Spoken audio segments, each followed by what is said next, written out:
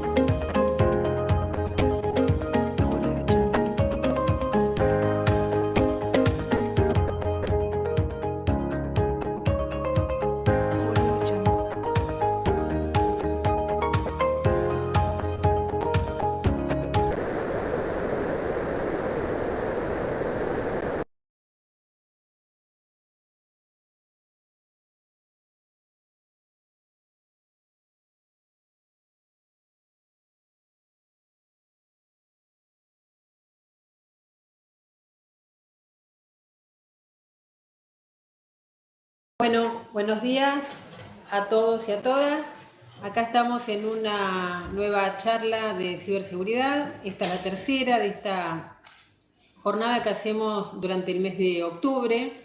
Hoy, como en las anteriores, tenemos destacados invitados y mi agradecimiento a todos ellos. Nos acompañan hoy Adrián Acosta, de la Dirección de Cibercrimen de Interpol, César Agüero, CEO del Departamento de Informática Forense Público Fiscal de Tucumán, Horacio Asolín, Unidad Fiscal especializada en ciberdelincuencia, Ministerio Público Fiscal, y Manuel de Campos, juez nacional en lo criminal y correccional, especialista en investigación de cibercrimen y aspectos jurídicos de la ciberseguridad. Bueno, como en las charlas anteriores, yo los voy a ir presentando a cada uno de los que nos acompañan en este panel, y cuando terminamos vamos a abrir a preguntas a toda la gente que nos está siguiendo por el canal de YouTube y los que están conectados en nuestra plataforma de Webex. Bueno, primero entonces pasamos a Adrián Acosta. Todos tienen un currículum extenso, lo vamos a resumir. Adrián Acosta es ingeniero en sistemas, posee un MBA con orientación a tecnología de la información, es oficial de la Policía Federal Argentina y desde el 2005 trabaja para la Secretaría General de Interpol. Su carrera se ha enfocado principalmente en la cooperación policial internacional y se ha especializado en delitos tecnológicos. Ha dictado capacitaciones en distintos países de Latinoamérica y ha participado como expositor en conferencias, siendo algunos de los temas más destacados: seguridad en grandes eventos, la cooperación internacional en ciberdelincuencia y la importancia de intercambio de información en delitos transnacionales. Actualmente, Adrián también se desempeña como profesor universitario en el programa de actualización en cibercrimen y evidencia digital de la Facultad de Derecho de la Universidad de Buenos Aires, la diplomatura Seguridad Pública de la Facultad de Ciencias Sociales en la Universidad del Salvador y el Seminario Integral de Ciberseguridad del Instituto Universitario de la Policía Federal Argentina, que está como director. Bueno, esto es un resumen de la extensa trayectoria de Adrián. Así que bueno, Adrián, te damos la palabra y bueno, una vez más, gracias por participar con nosotros. Bueno, muchas gracias, Sandra.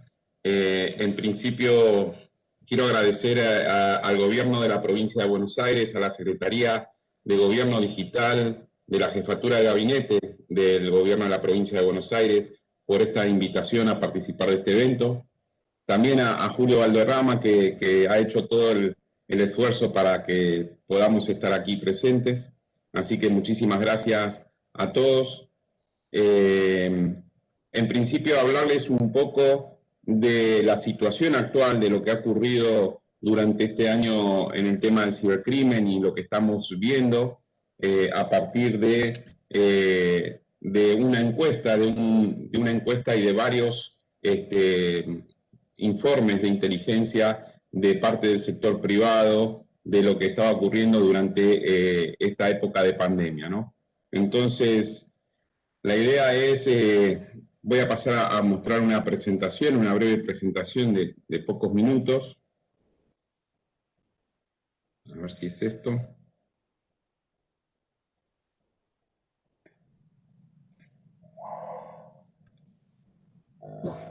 Bueno, como resultado de lo que estamos viendo desde hace ya varios años y desde varios tiempo atrás, los ciberataques son los delitos que más crecen a nivel global. O sea, estamos viendo que constantemente está creciendo los ciberataques, los cibercriminales y los crímenes digitales debido a que la sociedad cada vez adopta más tecnología. Entonces, eso los orienta hacia este sector.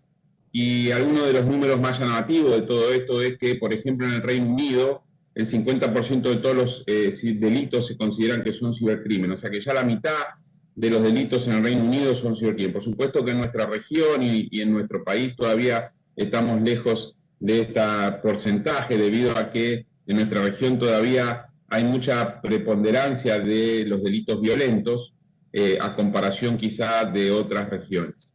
El 43% de los ciberataques afectan a pequeños empresarios, justamente porque no están preparados para lo que es la ciberseguridad, no tienen preparación en temas de ciberseguridad y personal que en realidad esté preparado para todo esto.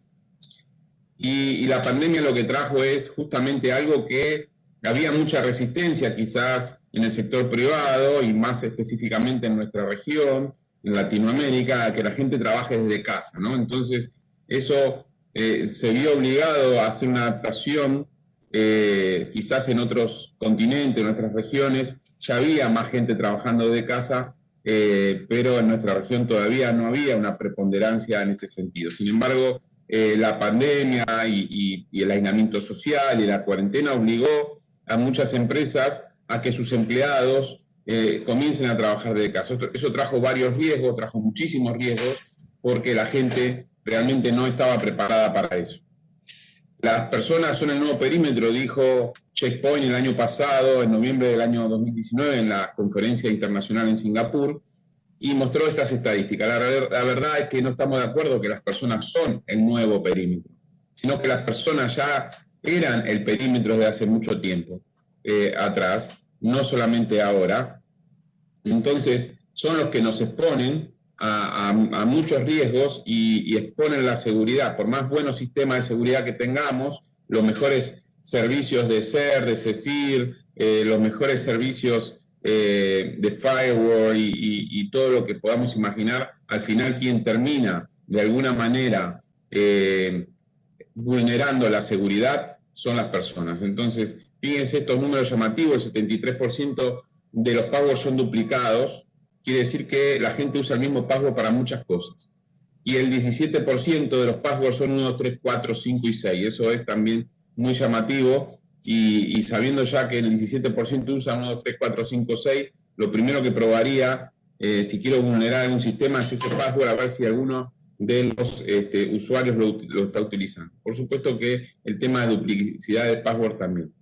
El informe de Interpol sobre el COVID-19 y el impacto, que salió en agosto del 2009, fue realmente realizado por aportes del sector privado, que son empresas y organizaciones socias nuestras, en donde como resultado vimos el aumento de dominios maliciosos. Sí, realmente los criminales fueron a buscar dominios y a registrar dominios maliciosos con el sentido de introducir malwares y otras cosas. El aprovechamiento, por ejemplo, phishing también, ¿no? El aprovechamiento del miedo ante el COVID-19 para ataques de phishing, los malware y los ransomware a la orden del día, y la vulnerabilidad de dispositivos y aplicaciones de teleconferencia. una de las aplicaciones de teleconferencia que más se utilizó al principio de esta pandemia, que empieza con Z, tenía una vulnerabilidad y fue aprovechada por los criminales. Sin embargo, eso fue corregido. Quiero destacar de que fue corregida esa vulnerabilidad. Los países miembros también aportaron, tenemos 194 países miembros en Interpol, y aportaron mucha información a este informe sobre qué estaba pasando en cada uno de sus países. Y eso nos dio un resultado que sabemos que era, a pesar de que el cibercrimen es global, el cibercrimen es transnacional, el cibercrimen aparece en todos los continentes, aparece de diferentes maneras, diferentes formas, y mucho se debe también al lenguaje, ¿no? En las Américas, por ejemplo, sabemos que hubo un aumento de las campañas de fraude y de phishing muy grande. En algunos países se consideró un aumento hasta del 500%, como el caso de Colombia, aumento de mensajes a empleados para que robar la información confidencial. Por supuesto que las campañas de ransomware fueron una de las cosas que más impactaban y que más salían las noticias.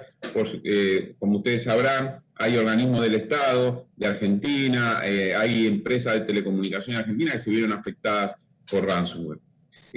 Los ciberdelincuentes también, de alguna manera, utilizaron las redes sociales para el tema de material de abuso sexual infantil en niños. Entonces, esto fue lo más destacado en nuestra región. Sin embargo, como verán en otras regiones, quizás algunos temas también aparece el tema de ransomware, aparece el tema de phishing, pero aparecen cosas que quizás en nuestra región no tuvieron tanto impacto como las noticias falsas, ¿no? Si bien en algunos países de nuestra región sí tuvo impacto el tema de noticias falsas, no fue un tema generalizado en nuestra región.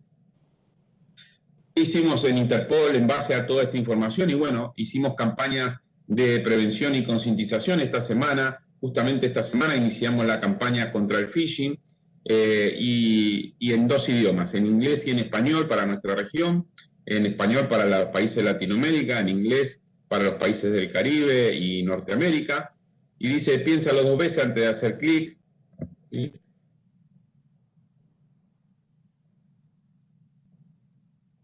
Los correos electrónicos de phishing y los sitios web fraudulentos pueden parecer legítimos a primera vista. Los ciberdelincuentes están intentando hacer dinero. Entonces, el tema del fraude telefónico también estuvo, y el tema de phishing, seguimos con estas campañas de prevención. Y abajo el consejo es, permanece atento, escéptico y seguro.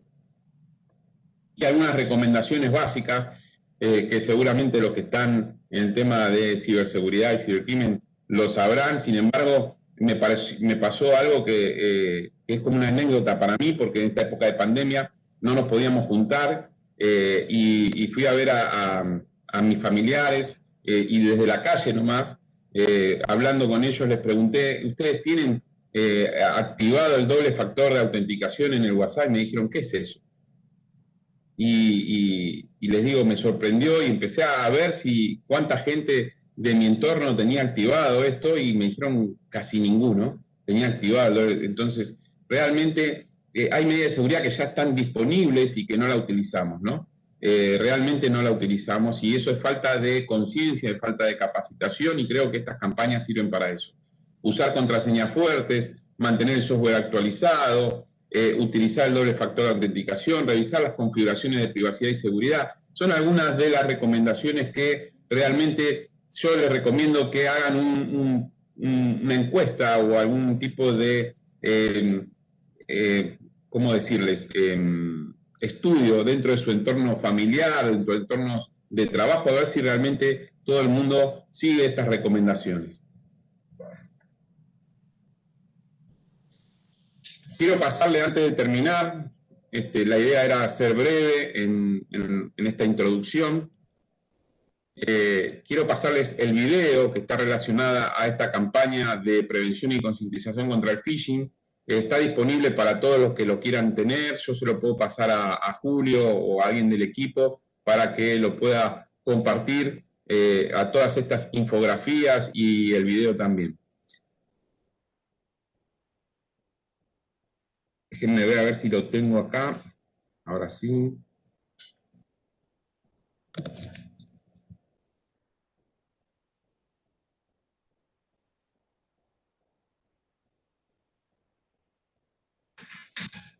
Es muy breve, ¿eh? No, no va a ocupar mucho tiempo. Si me deja compartirlo, ahora sí.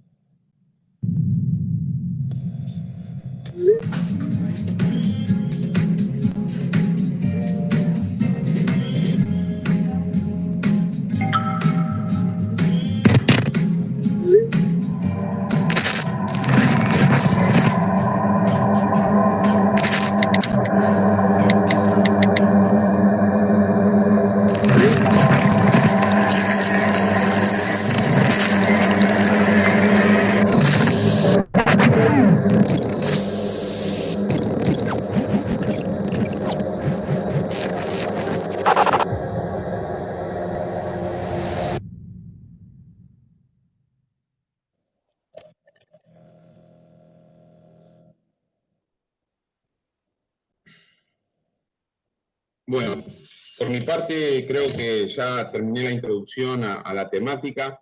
Es importante mantenerse atento. El phishing puede llegar desde cualquier lado, desde cualquier oferta, hasta lo que ustedes están continuamente acostumbrados y manejan el tema de películas y video a través de Netflix o Amazon Prime. Han aparecido phishing a través de ofertas para estas plataformas, han aparecido muchísimas ofertas para teléfonos celulares, para lo que es las plataformas, los servicios de teléfonos celulares que les ofrecen ofertas maravillosas y al final son phishing. Entonces, a permanecer Sí. atentos, escépticos y seguros. Esa es la frase de Interpol en esta campaña. Muchísimas gracias.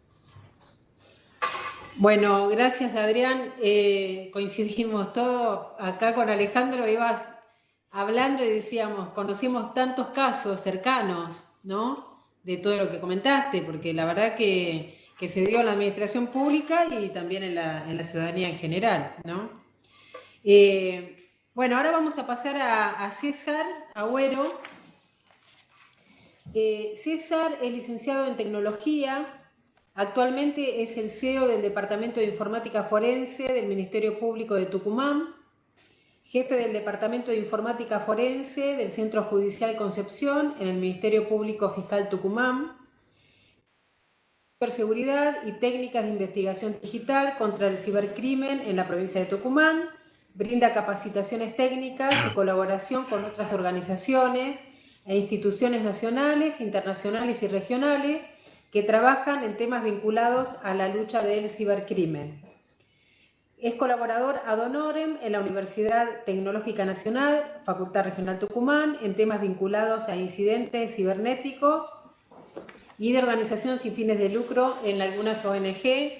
Así que ya que estoy, cuando termine la charla, te voy a invitar a que vengas a Sadio, que yo soy presidente de la Sociedad Argentina de Informática, así que vas a venir como colaborador también, ad honorem. Y docente titular de la Cátedra Informática Forense, perteneciente a la Diplomatura de Derecho Informático de la UNSTA, Universidad Santo Tomás de Aquino. Así que bueno, César, gracias, bienvenido y te damos la palabra. Bueno, muchísimas gracias, Sonia. La verdad, agradecido con la jefatura de gabinete, también plegándome las palabras de Adrián, ¿no? Un agradecimiento especial, la posibilidad de poder hablar y poder compartir con distintos profesionales en un día tan especial, en un mes tan especial para nosotros que es la ciberseguridad, y en especial agradecerle a Julio Valderrama poder habernos encontrado a todos nosotros y traernos acá y para poder hablar de las distintas temáticas que hacen, ¿no? A lo que es la ciberseguridad. Ahora, si me permiten, voy a tratar de compartir, a ver.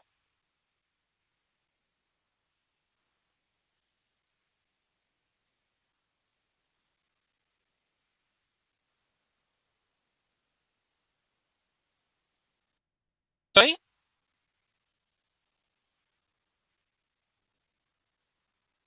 ¿Se ve bien? Bien, Sí, sí. perfecto. Bueno, más que es un día especial, como lo decía, ¿no? Hablamos sobre el mes de la ciberseguridad y hoy creo que es importante, más que todo, yo quería apuntar algunas cuestiones, yo creo que las palabras de Adrián, seguramente la que nos va a desprender Horacio, Manuel también, van a ser muy importantes, ¿no? Yo más que todo quería apuntar algunas cuestiones vinculadas a lo que fue también la ciberseguridad, en especial lo que fue antes, durante, después, y generar una propuesta y finalmente lo que es una reflexión.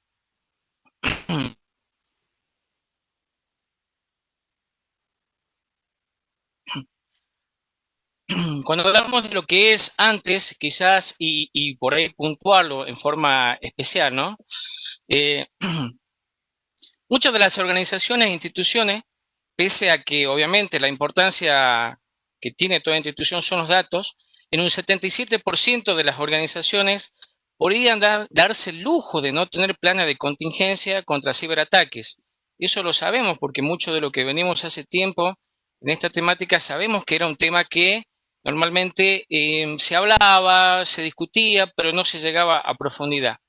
Incluso ellos se daban quizás una cuestión entre ellos de no aplicarlos aún teniéndolos, lo que dio la oportunidad, obviamente, a los ciberdelincuentes de atacar por varios frentes, incluso lo decía recién Adrián, atacaron dispositivos móviles, en especial redes sociales, servidores y otros dispositivos. Este 40% de las empresas latinas entrevistadas en el año 2017, este es un informe del BID y de la OEA, ya sospechaba que iban a ser objetivo de ciberataques, mientras que un 52% admitió no estar preparado para afrontarlos y un 56% manifestó no tener personal calificado para disminuir invasiones. Bueno, obviamente un panorama que ha alentado y se ha comprobado finalmente, porque lo estamos viviendo, que la ocasión hizo al ladrón, ¿no? Algunos especialistas manifestaron que en Latinoamérica o en Latam hemos avanzado muy poco con respecto a otros países en los últimos 4 años.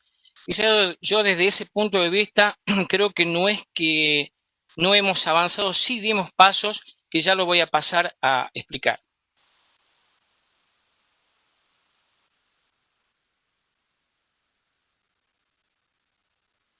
Yo creo que durante esta pandemia, y yo quiero esto fue un informe que hace 3 meses lanzó IBM, detectó que hay un aumento de más de 6.000% de incidentes de spam y ciberataques a nivel mundial. Yo creo que esto debemos tomarlo con mucha atención, no es un tema menor, porque esto puede ir en cadena, ¿no? Este tipo de ataque. Y tomando como referencia, como lo decía al inicio del confinamiento del mes de marzo aproximadamente. La actualidad nos indica que el problema nos pone alerta, obviamente, y que hay que enfrentarlo de la manera más correcta.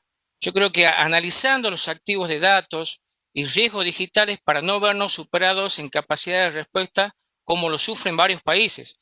Yo creo que lo conocemos hoy en día, distintos países hoy en día están sufriendo esta situación y algunos de alguna manera tratan de superarlo, tratan de investigar. Yo creo que ese es el paso, ¿no? Por ahí, pero ellos están sufriendo actualmente esta situación y nosotros también lo estamos sufriendo. Sabemos que hace poco una de nuestras instituciones fue de alguna manera vulnerada. Hoy yo creo que debemos generar y fomentar la necesidad de mayor colaboración para enfrentar la situación, buscando la integración con los países de la región, para compartir las buenas prácticas de ciberseguridad, así como la información de amenazas que puedan impactar en nuestro país. Yo ayer casualmente escuchaba a otro de nuestros expertos, ¿no? A Marquito Salt, donde hablaba la temática esta de compartir la información, de la colaboración, de la integración, que tiene que ser un pilar fundamentalmente a la hora de que nosotros querramos crecer en lo que es este tema de la ciberseguridad.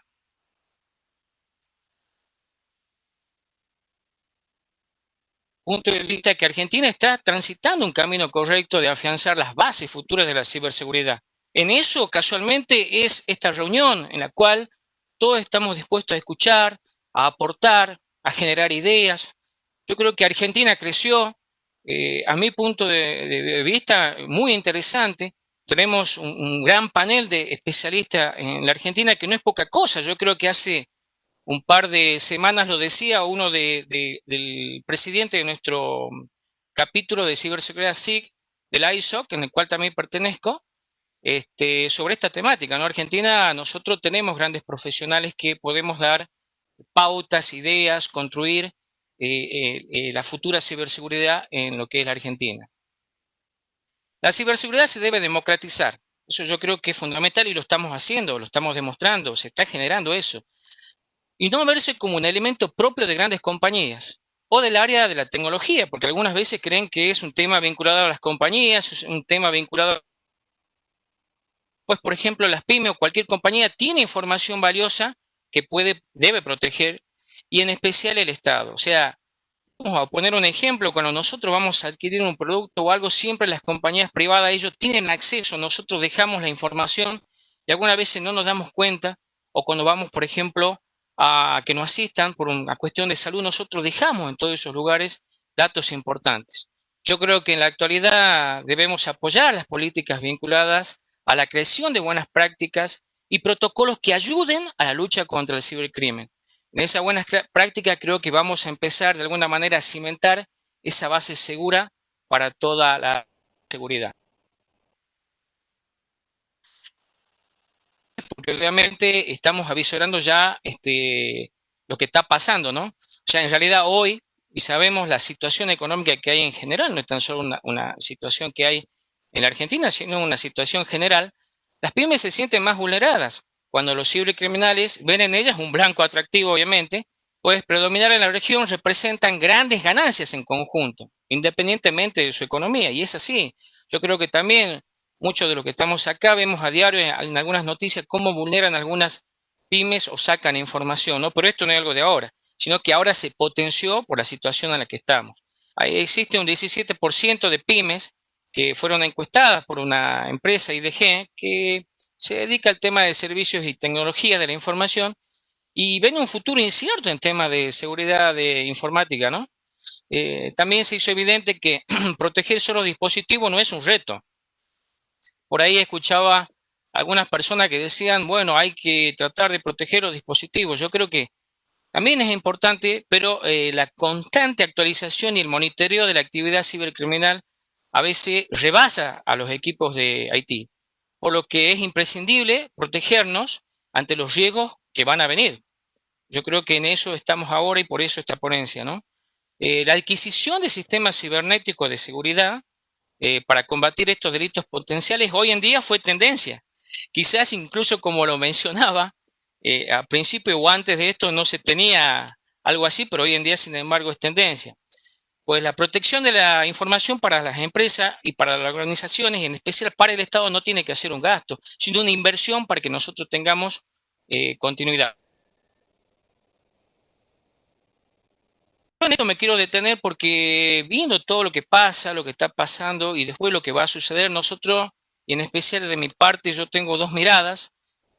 Puntualmente una, por un lado, a las empresas o organismos atacados, porque va a ser importante tener esa mirada a estos organismos que ya fueron atacados, porque desde esta mirada obviamente vamos a aprender sobre cómo fue el ataque y analizar la metodología que han empleado para poder crear una conciencia a futuro, una estrategia fundamentalmente y un plan para mitigar y combatir el cibercrimen. Y la otra mirada, creo yo, que es importante y no menor, es las empresas u organismos y organizaciones por atacar. Esas son las que debemos de alguna manera blindar.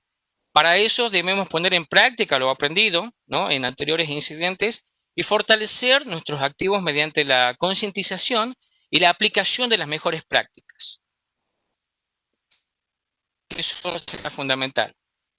¿Qué es lo que por ahí propongo? Y yo incluso escuchaba a Sonia, a Damián, a Alejandro, a Julio Valderrama, muchas veces que hemos hablado de estos temas muy apasionadamente, ¿no? Creo que la propuesta va a estar, creo que coincido también con Sonia, con Damián, con todos los chicos, de construir una nube para el Estado y que reúna los activos sensibles que tenemos por capa o por nivel y que se accedan mediante dispositivos biométricos y de doble autenticado, que casualmente daba el ejemplo recién Adrián de tener ese doble autenticado.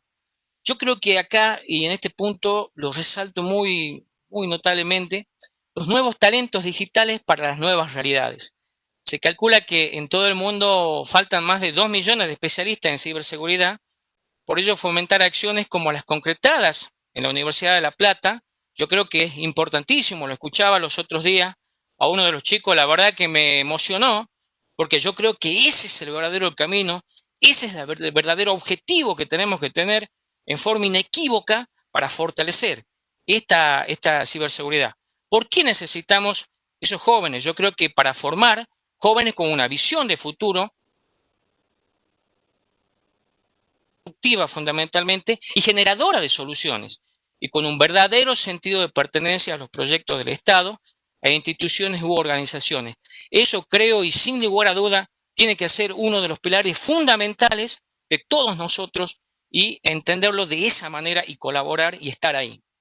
Yo creo que aprender para construir va a ser importante, generando conciencia social a través de acciones dirigidas en especial al usuario común. Lo decía recién también Adrián, lo dijo, yo lo escuché también a Horacio, a Julio Valderrama también, sobre esta situación. Hoy en día, y lo sabemos, y creo que Sonia lo manifestaba como una situación personal, el usuario común está siendo totalmente vulnerado en todos sus dispositivos. Entonces es el momento de empezar a generar y incentivar y a través de la conciencia social llegar a ese usuario común para comprender sobre la importancia de mantener estos dispositivos en forma. Por ahí también rever los actuales activos sensibles que se encuentran en nuestro país. Yo creo que eso tiene que ser fundamental.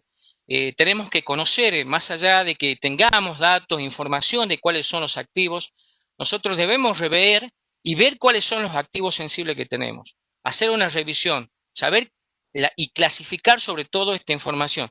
Como así también, yo creo que es importante conocer los recursos con los que contamos. Hoy en día, incluso lo decía en el tip anterior, van a faltar muchos especialistas en ciberseguridad y esto va a ser importante para nosotros, ¿no? Yo creo que llevar a cabo políticas públicas a largo plazo es la misión que van a permitir generar, obviamente, las que son las estrategias fundamentales en un gobierno y planes de ciberseguridad acorde a los activos que nosotros tengamos. ¿Por qué? Porque seguramente y dentro de esto vamos a tener que mitigar y contrarrestar, ¿no? Yo creo que crear los CECIR en distintas provincias va a ser uno de los temas fundamentales a la hora de establecer desde el AMBA, desde CABA, desde Capital Federal en general hacia todos esta situación.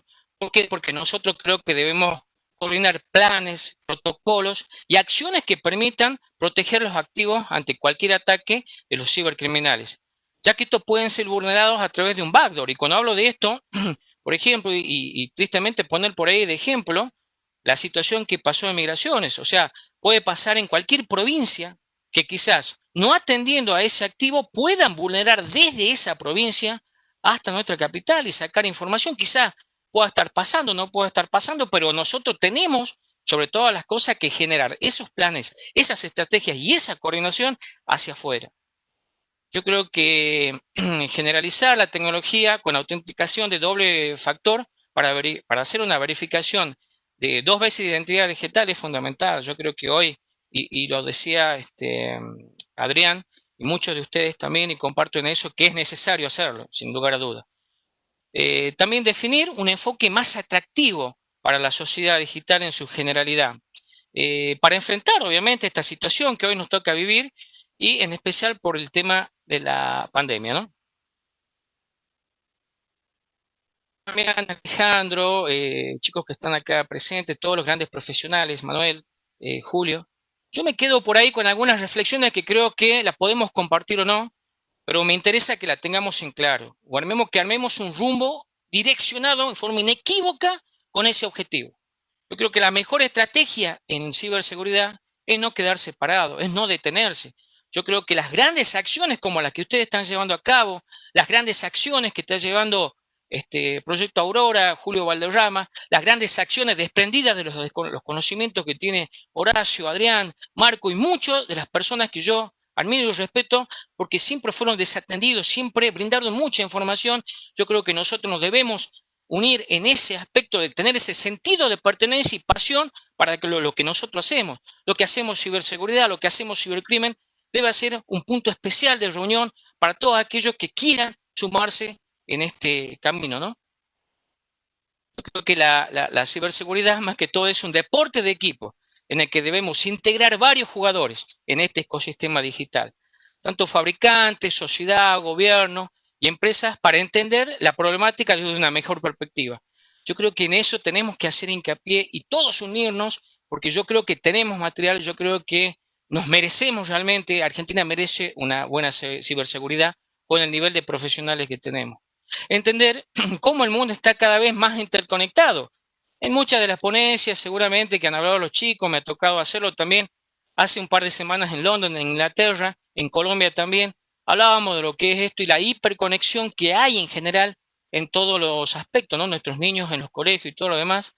Yo creo que debemos compartir la responsabilidad de asegurar ese ciberespacio por sobre todas las cosas y comprender finalmente que la ciberseguridad la construimos entre todos, generando la conciencia, sumando, enfocándonos en ese objetivo, tener un verdadero sentido de pertenencia, propiedad, autenticidad al momento de hablar y abordar estos temas para nuestro país. Yo creo que eso va a ser la clave fundamental, Sonia, Damián, Alejandro, Julio, Horacio, para que podamos construir los verdaderos cimientos de nuestra ciberseguridad y seguramente a posteriores, estas futuras generaciones que están preparando la gente de la universidad y muchas otras instituciones, como colabora también Julio Valderrama y Proyecto Aurora, y desde la mía, desde Red Segura Online también, que de alguna manera puedan ir creciendo y generando esa conciencia original y absoluta sobre estos jóvenes. Agradecerles por el tiempo y espero que haya sumado en este conversatorio tan importante, ¿no? En este mes de la ciberseguridad. Gracias, César. Sí, por supuesto, muchísimo sumaste y coincidimos en tantas cosas, ¿no? Antes de darle la palabra a Horacio, yo estoy viendo la cantidad, tenemos mucha gente conectada y estoy segura que la mayoría de la gente que está conectada es gente de tecnología y los más vulnerables son los usuarios. Nosotros estamos haciendo todas estas charlas y toda esta campaña de concientización para que entiendan el uso de dispositivos, lo que es phishing, y nos cuesta muchísimo llegar. Llegamos, es al revés, cuando les pasa algo y nos llaman, porque han tenido problemas. Así que bueno, y otra cosa que ahí vi los porcentajes que tenías de cómo están preparados los organismos, yo creo que en la provincia de Buenos Aires estamos peor, creo que tenías el 52% de organismos preparados, no, nosotros no tenemos el porcentaje, pero más o menos viendo, Sí, ahora tenemos que hacer un estudio, no estamos tan preparados. lo que pasa es que muchas veces, y decían muchos de los expertos, ¿no? O sea, la cuestión de porcentaje algunas veces no se puede tener. Este es un informe de la revista Forbes, donde marcaba estos porcentajes de un trabajo especial que hicieron sobre lo que es la problemática, lo que fue en ciberseguridad de la pandemia, y apuntaban que anterior a la pandemia, obviamente, que algunas empresas, para ello era prácticamente hablar de ciberseguridad y el porcentaje que ellos consideraban era un tema que no era un tema, muchas veces tenían quizás los equipos, pero no le daban la importancia, ¿no? Y quizás ese Claro, porcentaje que decía Sonia, el 52%, que eran de las empresas que pensaba que ya iban a ser atacados. Y otros 56% decía de que no contaban con los recursos necesarios, y esto hablo antes de la pandemia ya, pero sí pensaban que no iban a tener ese recurso para poder mitigar de alguna manera, crear las estrategias, crear los planes necesarios para frenar este avasallamiento digital, ¿no? totalmente. Sí, sí, sí, es así. Bueno, gracias. Y después vamos a tenemos un montón de preguntas, nos están mandando. Así que vamos a pasar a Horacio, a Solín, de la Unidad Fiscal Especializada en Ciberdelincuencia, Ministerio Público Fiscal.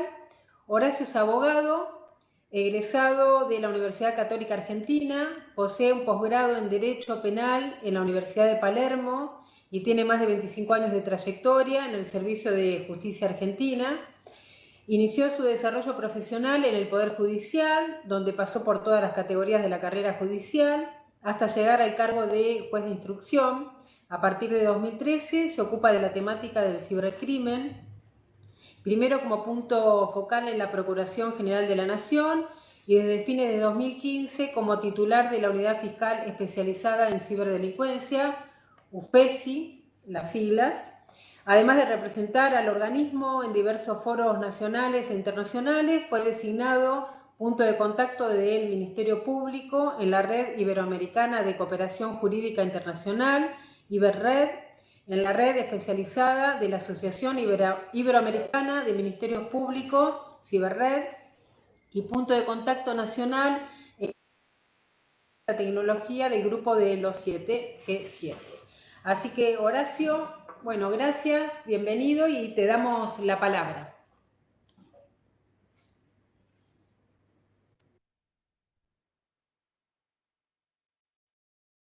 Tengo que poner mi micrófono. ¿Me escuchan bien? Ahí está. Sí, perfecto. Perfecto. Pensé que estaba sin sonido. Bueno, muchas gracias por la invitación. Gracias, Julio Valderrama, por invitarme a participar de este espacio con colegas tan estimados. Yo voy a hacer no les voy a compartir pantalla, voy a hacer una presentación muy corta porque César y Adrián han explicado muchas de las cosas con las cuales coincido. Me quiero detener en dos aspectos que me parecen importantes desde el punto de vista del acceso a la justicia o de las investigaciones.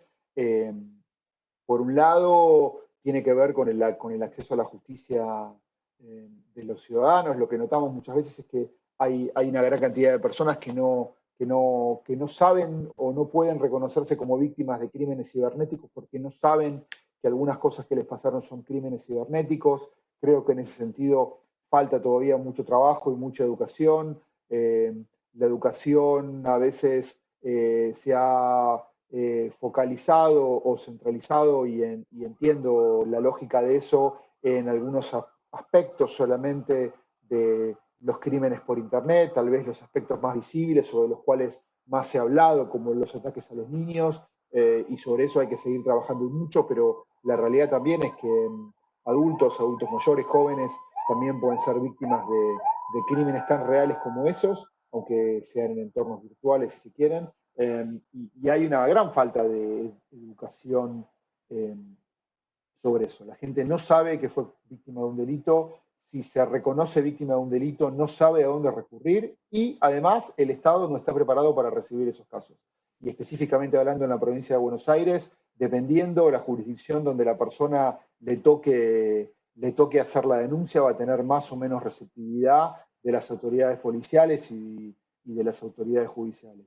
Lo digo por una doble experiencia que tengo. Primero, por recibir reportes de gente de toda la provincia de Buenos Aires, de las grandes ciudades y de los pueblos más remotos, y además, además de ser fiscal de la UFESI, soy fiscal general en Bahía Blanca, con lo cual tengo un conocimiento del campo y de la zona bastante importante, y una interacción bastante fuerte con las autoridades de justicia de la provincia de Buenos Aires y también con las policías.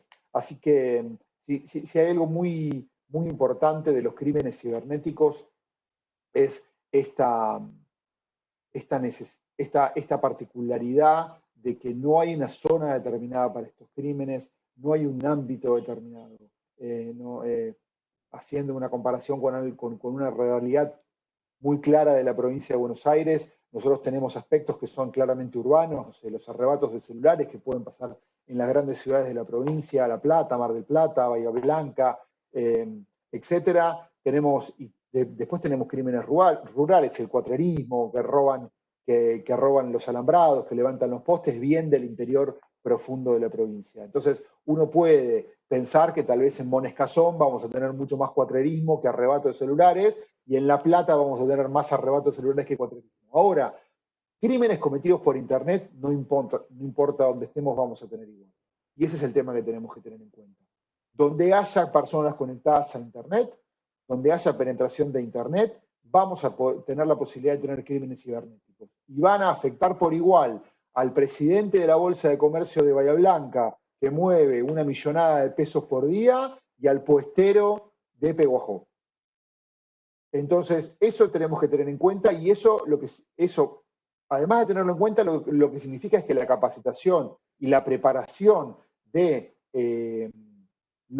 las autoridades de aplicación de la ley tiene que ser pareja. No podemos tener destinados nuestros recursos en las grandes ciudades, y cuando una persona es víctima de un grooming o de una estafa en algún pueblo del interior de nuestra provincia, tiene que hacer 200 kilómetros para que le hagan una pericia del teléfono. No puede pasar eso. Entonces, esto que a lo mejor se entendía hace 10 años, cuando los teléfonos no eran inteligentes, cuando las computadoras eran menos, cuando tal vez no teníamos ni acceso remoto, ni home office, ni homeschooling, ni todo lo que se les ocurra, cuando el ransomware tal vez ni siquiera existía, tiene su lógica. Entonces uno pensaba en concentrar los equipos de respuesta en las principales ciudades. Hoy ya no tiene sentido. Entonces hay que hacer un plan a largo plazo que permita tener policías preparados para manejar evidencia digital en cualquier punto de la provincia, para que haya jueces y fiscales que entiendan las cuestiones de evidencia digital en toda la provincia. Yo sé que la provincia de Buenos Aires en eso es muy activa. A nivel, por lo menos, Ministerio Público, hay grupos de fiscales y de funcionarios de fiscalías muy inquietos, que están nucleados, que se juntan en el ámbito de la Procuración de la provincia, que hacen capacitaciones, que hacen seminarios, pero esto es algo que tiene que seguir porque, repito, la cuestión no es pareja en todos lados. Tampoco es pareja la cuestión de la educación al usuario, como les decía al principio, y esto es algo que no es una cuestión ni provincial ni nacional, es una cuestión regional, desde luego. No hay suficientes campañas de concientización sostenidas en el tiempo. Phishing es excelente y tendríamos que tener algo de eso a nivel federal sostenido en el tiempo. Ahora con la pandemia estamos todos desesperados por el phishing. Los bancos se acuerdan de que los pueden estafar, entonces ahora salen todos en bloque a decirnos, fíjense las cuentas verificadas y qué sé yo. Y el año pasado, si salían a decir los mismos, los genios de marketing del banco temblaban de miedo porque podían hacer que no creamos en la banca. Y ahora que no nos queda otra que usar banca electrónica, los bancos no les queda otra que salirnos a decir con todas las letras lo que viene pasando hace años, porque el riesgo reputacional es peor que no decir nada. Entonces, siempre acá hay una cuestión de balanceo, donde yo creo que el Estado tiene que estar mucho más presente y exigirles al sector privado y a determinados sectores del sector privado que sean mucho más comunicativos y mucho más eficaces, porque los fraudes bancarios no son nuevos, están hace mucho tiempo dando vueltas. Entonces, la pandemia nos ha permitido empujar determinadas situaciones que si no nos hubiesen podido destrabar en situaciones normales, y hay que aprovechar este viento de cola y seguir trabajando muy fuertemente sobre eso, con el Estado, con campañas de concientización eficaces, con programas que lleguen a la escuela, donde los chicos aprenden educación sexual desde chicos y aprenden educación digital desde chicos, aprendan a comunicarse en Internet, porque parece que navegar en Internet es una cosa que está dada, que todos la hacemos, pero que nadie nos enseña a usarla. Entonces, siempre decimos lo mismo. Cuando un padre dice, mirá mi nene, mirá qué inteligente que es como maneja YouTube, inteligente no es el nene, sino es inteligente, es el diseñador de YouTube que hizo que el nene de 5 años lo pueda manejar. Y acá lo que nosotros tenemos que poder seguir trabajando es en educar ciudadanos de la misma forma que nos educaron para hacer otras cosas, en este caso para Internet. No puede ser que nosotros salgamos de nuestra casa, cerremos con llave la puerta.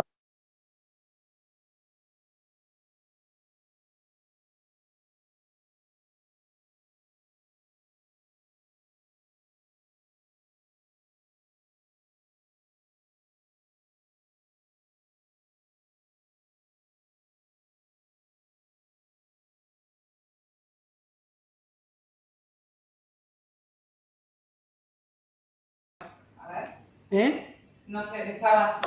No. Horacio, no te estamos escuchando. Se perdió el audio.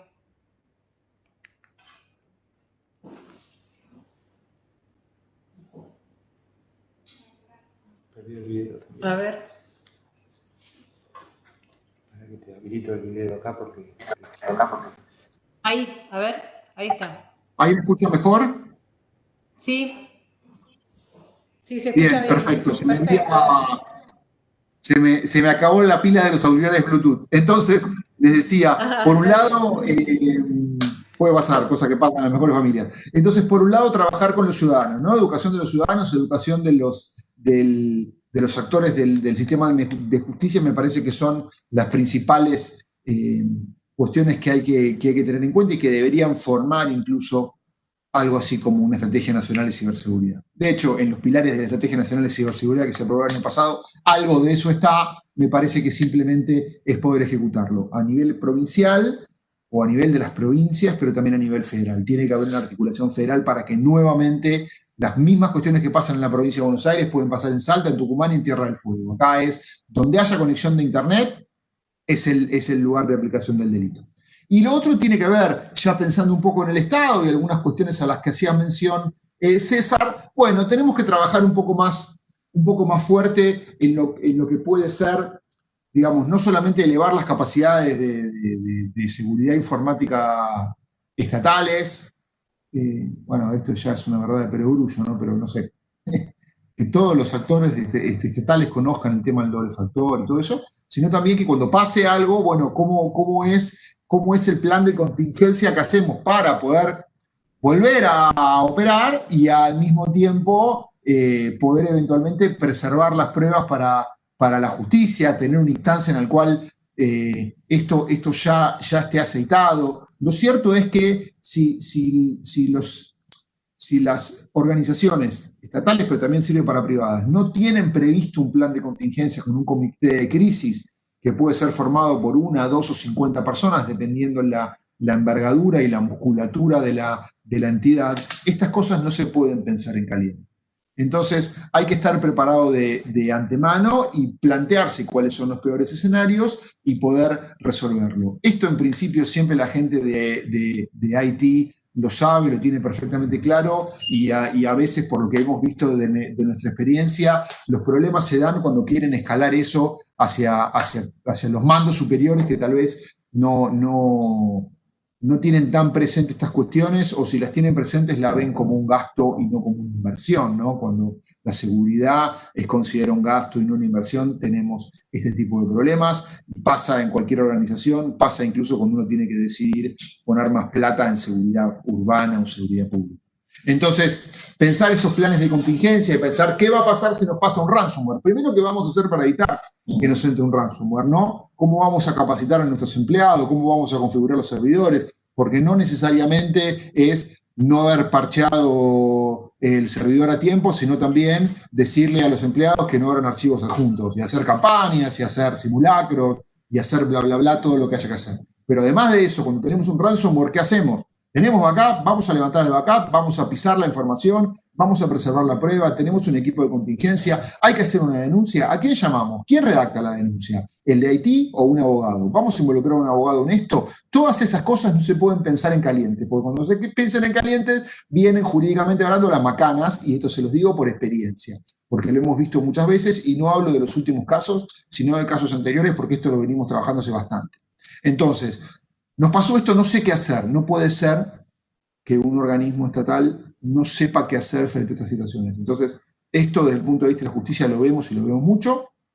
Ni hablar la cantidad de ransomware que ni nos enteramos, porque deciden ni siquiera impulsar acciones legales. Entonces, este tipo de planes de contingencia lo hemos hablado con Julio infinita cantidad de veces, en otros ámbitos y en otra vida, pero me parece que es muy importante que estén preparados. ¿Cómo vamos a involucrar gente de IT, gente de la conducción, de las empresas o de los organismos estatales, gente de legales, saber qué podemos reportar, qué no podemos reportar? En pandemia, todos los servicios estatales se han visto desafiados, challengeados a poder dar una determinada cantidad de servicios que anteriormente se hacían en forma personal, y es muy probable que durante mucho tiempo más el Estado tenga que seguir dando estos servicios que se está dando ahora y habilitar nuevos. Entonces, ¿cómo vamos a fortalecer nuestra seguridad informática por un lado? ¿Y cómo vamos a prepararnos para reaccionar frente a los ataques que existieron y van a seguir existiendo? Porque yo sé que hubo ransomware, yo sé que hubo ataques distribuidos de negación de servicio, yo sé que hubo usurpación de identidad, yo sé que hubo phishing, lo sé porque me entero, lo sé porque tengo los casos. O sea, no es una posibilidad, no es una eventualidad que pase, va a pasar. Entonces, ¿cómo va a estar el Estado nacional y los estados provinciales y los estados municipales preparados para eso? Es muy importante empezar a pensarlo desde ahora, porque incluso aunque tengamos una vacuna, incluso aunque volvamos a una vida normal al 15 de marzo de este año, es muy probable que los servicios digitales sigan funcionando como tales, porque, bueno, la pandemia nos ha empujado a eso. Así que estos eran un poco los dos aspectos sobre los cuales quería hablar. Podría hablar de modalidades delictivas, pero Adrián ya contó muchas de las cosas que yo les iba a contar también, así que por supuesto después estoy abierto a preguntas. Lo que voy a hacer es poner a cargar mis auriculares para no quedarme mudo otra vez. Ahí estamos.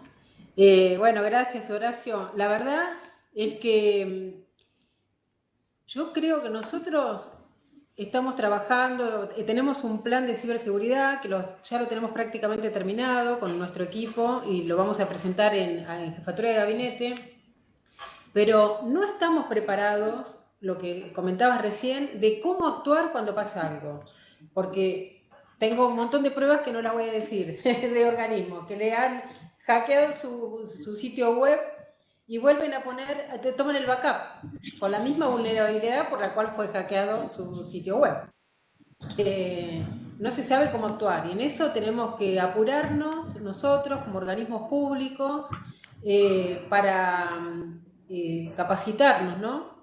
En qué hacer, porque vamos a seguir teniendo este tipo de ataques y nuevos, y además no vamos a volver, creo yo, no se va a volver a la normalidad o como trabajábamos antes.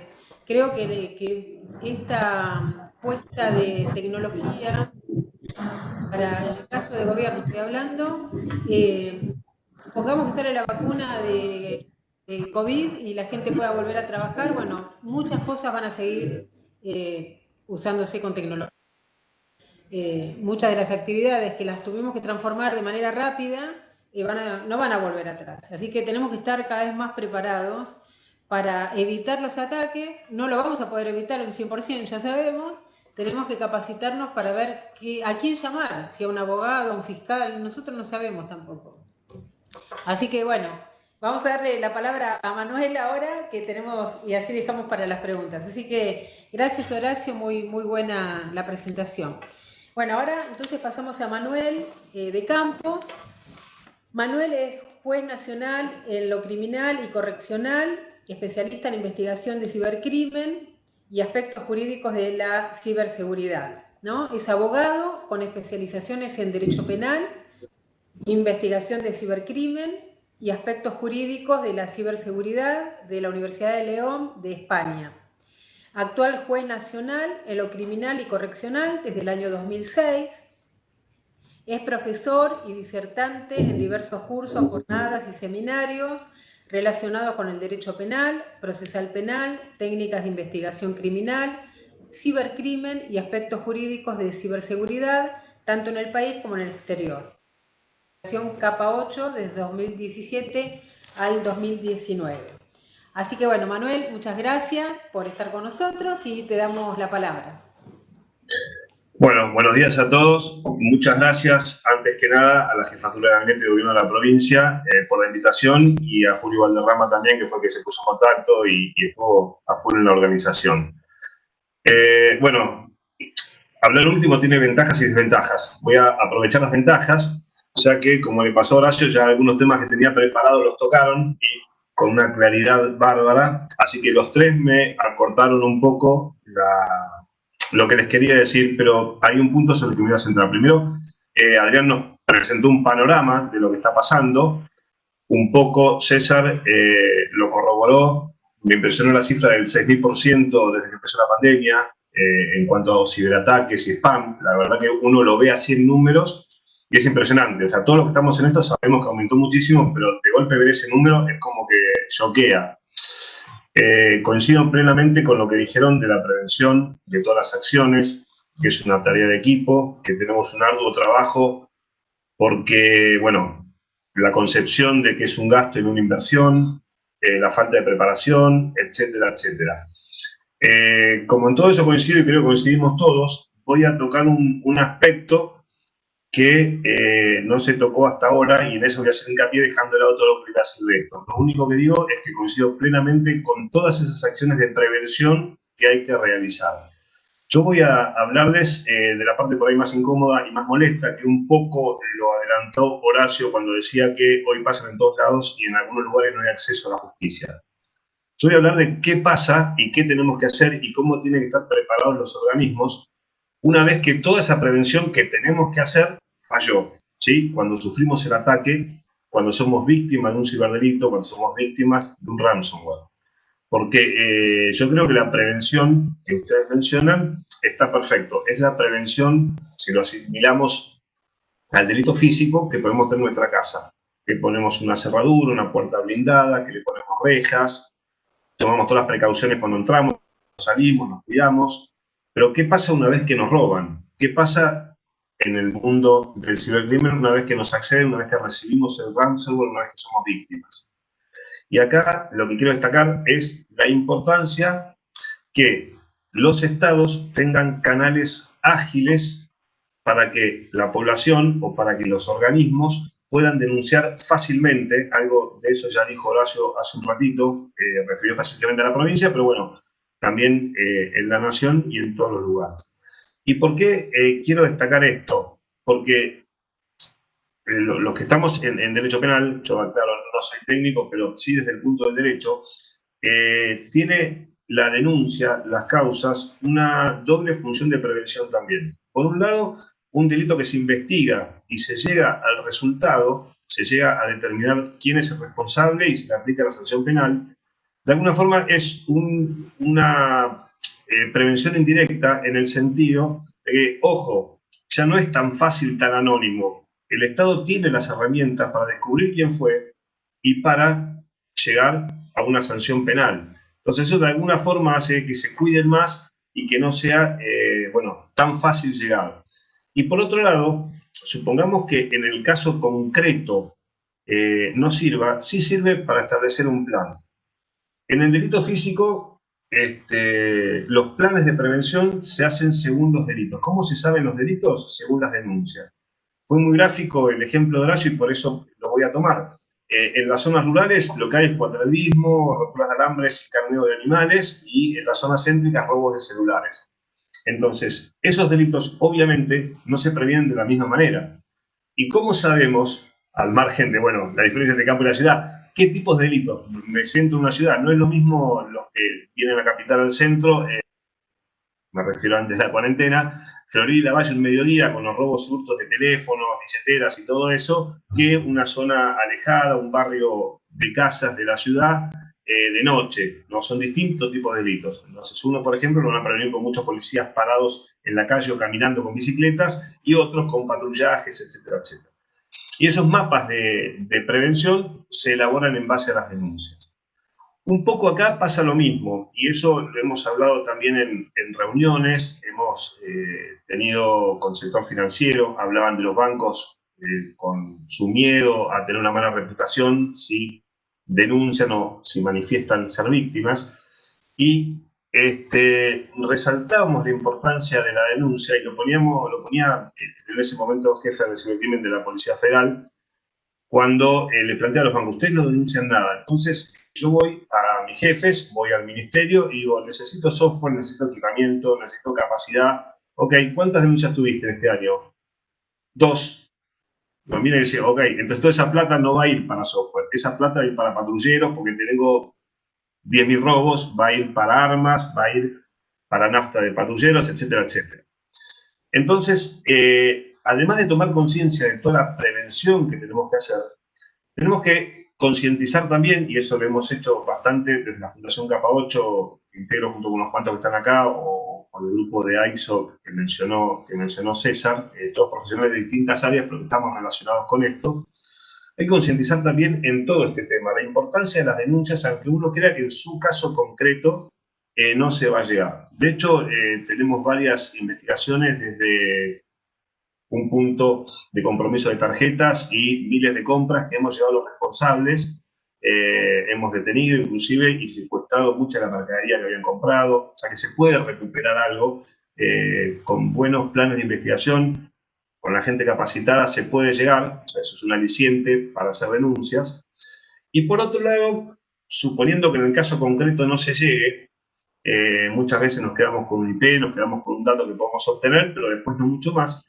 Lo que se puede hacer es una especie de, trasladando el parangón del delito físico, de mapa del delito para poder lograr una prevención eficaz. O sea, compartir la información, tratar de ver los vectores de ataque, de dónde vienen, cómo están realizados, cuáles son las respuestas, qué se puede hacer, y sobre todo capacitar a las áreas correspondientes, sobre todo los de IT. Y como decía Horacio hace un rato, esa contingencia tiene prevista. ¿Qué pasa? Los redacta un abogado, los redacta el IT, ¿qué tienen que hacer en el momento que recibe el ransomware? Y les cuento un caso concreto nos tocó hace unos años, hace 3, 4 años, una denuncia de un ataque de ransomware contra el INADI, ¿sí? ¿Qué hicieron en el momento de recibir el ataque? Formatearon los equipos y nadie hizo denuncia. 4 o 5 meses después, el interventor se entera casualmente y hace la denuncia. Pero ¿qué pasó en ese momento? Ya, al haber formateado, no teníamos posibilidad, no había posibilidad cierta de obtener evidencia como para poder avanzar con esa investigación. Igualmente se comisionó el personal especializado de cibercrimen de la Policía Federal por las dudas que algo hubiera quedado, confirmó que no, y el fiscal con toda razón pidió el archivo de las actuaciones. Independientemente de eso, le mandamos el archivo, le mandamos un oficio al ministro de Seguridad de Justicia en ese momento, diciendo, bueno, ha pasado esto, es un organismo que depende de ustedes, tomen las precauciones y tengan un protocolo para... Mucha bolilla no me dieron, pero bueno, un poco es la idea, ¿no? Trabajar sobre este aspecto, que tengan un canal ágil de denuncia, o sea, un sistema, primero, interno de cada organismo. ¿Qué pasa si recibimos un ataque? ¿Qué pasa si somos víctimas? ¿Cómo hay que actuar? Desde el técnico que va a recibir, que va a ser el primero que va a tener noticia de ese ataque, de ese delito, ¿cómo va a ser para asegurar la evidencia? A veces no es incompatible. Yo utilizo también, siempre traigo ejemplos, ya sé que acá son casi todos IT, pero muchas veces no todos. Entonces traigo ejemplos de campo físico por ahí para que quede claro. Yo lo asimilo al herido de bala que no está muerto, ¿no? Y llega la ambulancia. Entonces se presenta el dilema. ¿Qué hacemos? ¿Alteramos la escena del crimen y salvamos la vida o no alteramos la escena pero corremos el riesgo que se muera? ¿Sí? Las ambulancias tienen esos protocolos. Un tipo con dos tiros que está vivo, primero salvarlo. Pero ¿cómo hacerlo de forma tal que no se altere la escena del crimen o se altere lo menos posible? Acá es lo mismo. Cuando uno recibe un ataque, el primero que lo recibe tiene que estar capacitado para asegurar la evidencia mínima y indispensable como para iniciar la investigación. No es que tiene que hacer toda la prueba de la causa. Es asegurar la primera evidencia con la cual van a decir, bueno, me pasó esto, esta fue la forma, acá hago la denuncia. Entonces, si se toma conciencia y las denuncias se empiezan a hacer de todos los ataques y todos los delitos que recibimos, pobre Horacio, si me está escuchando, me va a matar porque los van a desbordar de trabajo, pero se puede empezar a trabajar desde la prevención, más allá de toda la que mencionaron César y Horacio y toda la gente que trabaja en eso, que obviamente hay que hacerla y hay que hacerlo en equipo. Hay que trabajar también desde este punto de vista, ¿no? Tener conciencia de que los delitos hay que denunciarlos y colaborar. Hoy hemos tenido, por ejemplo, una causa de hace también 3, 4 años que nos han tocado en el juzgado, que era una defraudación contra Telefónica.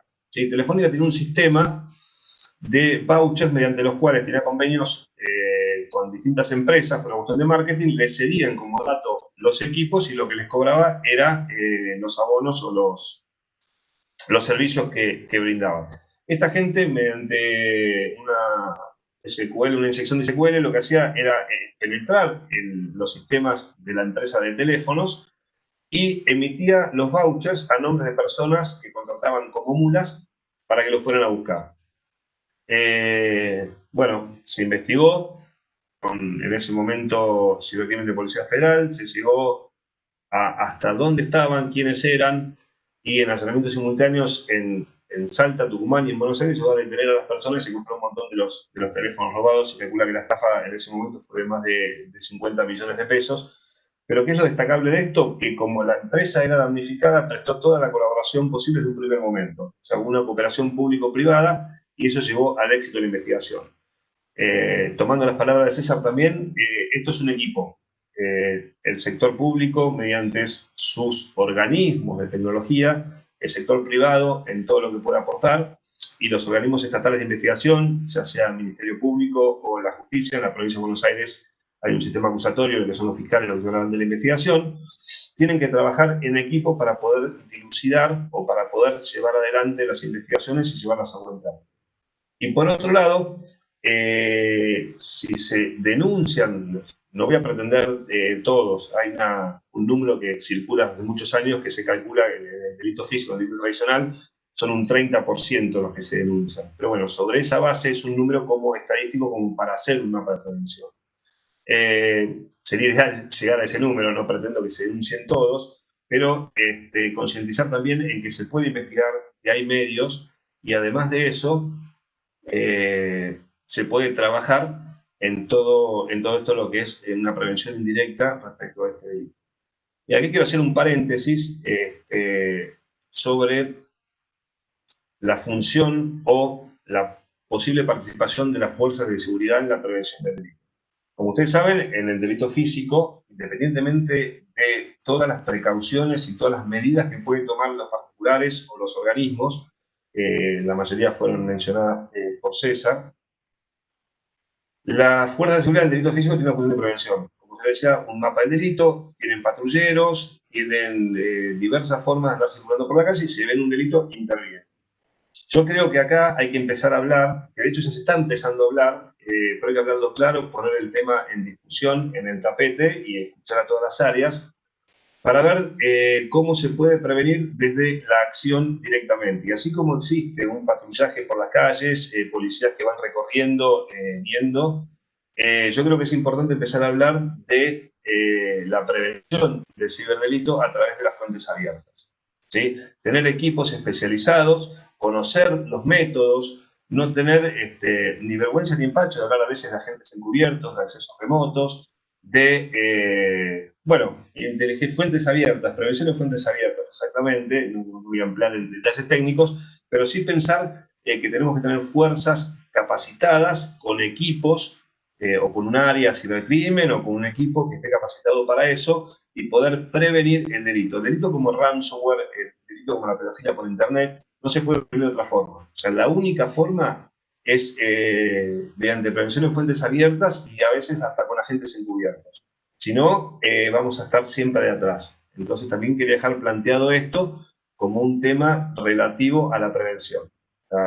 Resumiendo y ya cerrando, porque veo que por el tiempo estamos por ahí pasando la hora que teníamos, destaco todo lo que hablaron del planteo que hizo, y hago a modo de resumen, el planteo de la situación actual que hizo Adrián, todo lo que manifestó César en cuanto a la prevención, respaldo todo lo que dijo Horacio también, coincido, y quería dejar planteados estos temas, ¿no? La importancia de las denuncias como modo de prevención indirecto y también empezar a hablar de lo que es la prevención por parte de las fuerzas en fuentes abiertas para ayudar a luchar contra este tipo de delitos que hoy realmente, les digo, me dejó impresionado el número que dijo César, el 6.000% desde que empezó la pandemia.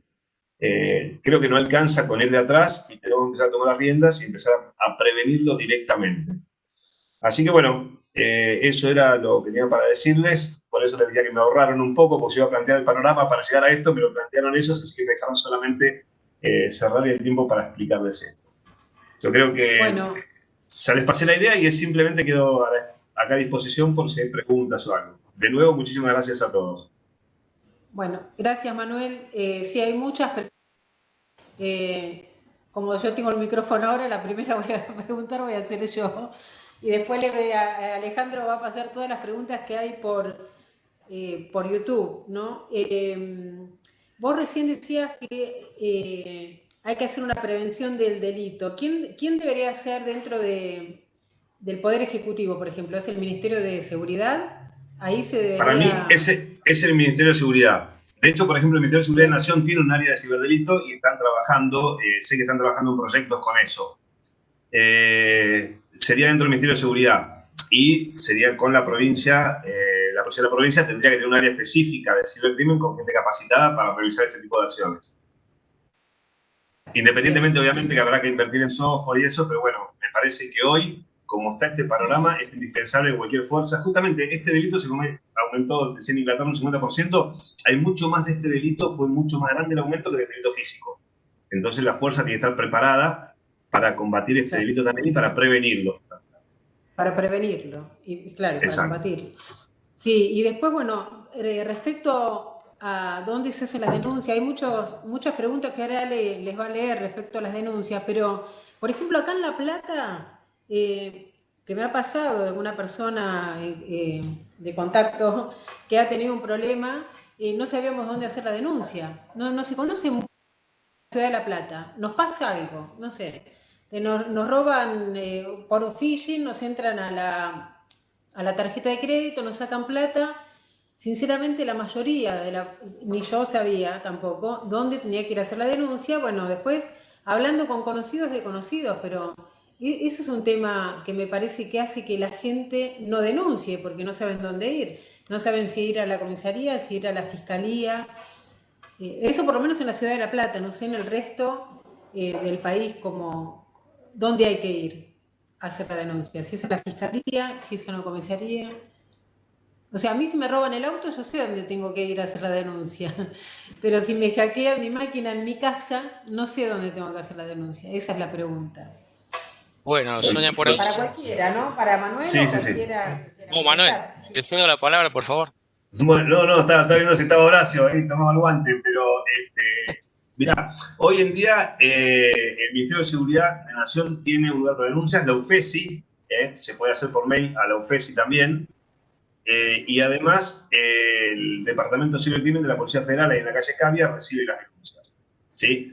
El Ministerio de Seguridad de la Nación tiene un teléfono también, una línea para hacer denuncias y también por mail. O sea, eso hay que analizarlo. Y en lugares donde no hay área de cibercrimen y todo eso, algunos pueblos de la provincia, como fue la que había puesto Horacio de ejemplo, hoy en día es lamentablemente en la comisaría más cercana, o sea, como cualquier otro delito. O sea, lo más probable es que el que recibe la denuncia no entienda de qué le están hablando. Claro. Sí, se lo dejo a Horacio, así que les a Horacio ahondar sobre eso, hacer las denuncias en la provincia de Buenos Aires. Claro.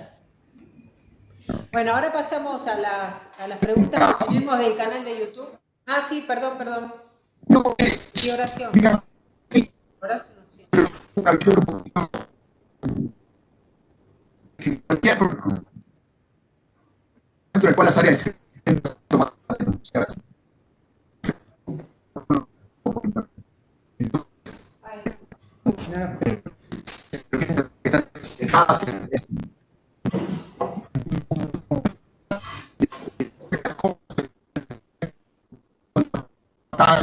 Bueno, mandar todo eso es denuncia.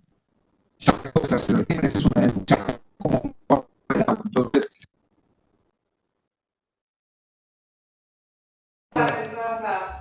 hay que decirle. Sí, Horacio, tu audio se entrecorta tu audio, Horacio. tenemos que capacitar a cualquier policía pueda tomar la denuncia. Ese es el tema, fundamentalmente. Yo quisiera decir algo respecto a esto y en base a experiencia de otros países, realmente falta avanzar muchísimo en temas de canales de denuncia en este tipo de delitos y en delitos contra menores también. Y hay buenos ejemplos a nivel mundial y a nivel regional donde han creado plataformas de denuncia digital, como puede ser el CAI virtual, que viene a ser como una comisaría de Argentina, pero virtual, y donde además de poder tomar denuncias a través de canales virtuales, a través de una página de internet y una línea telefónica, también a través de esa página hacen campañas de prevención y hay muchos consejos en tema de seguridad y cómo manejarse. Entonces, yo creo que como somos gente de tecnología, creo que la tecnología se tiene que usar para facilitar la vida de la gente y realmente yo no sé si la legislación argentina lo permitiría, pero sí empezar a pensar en algún tipo de legislación que nos permita tomar denuncias a través de medios digitales.